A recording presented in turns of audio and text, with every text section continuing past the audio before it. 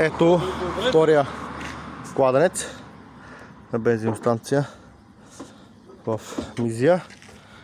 Пуснахме да източваме водата и започваме почистване.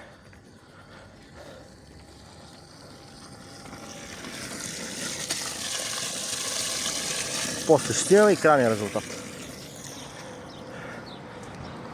Всеки, който има нужда от подобни услуги, нека се обади на телефончето. Работим почти в цялата страна.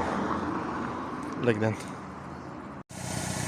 Така, включвам се набързо. В този кладенец, вторият на бензиностанцията, се наложи да пуснем въздух с компресор, защото има някакви газове и на 5-6 метра дълбочина вече започва да люти на очите, дразнене и така нататък.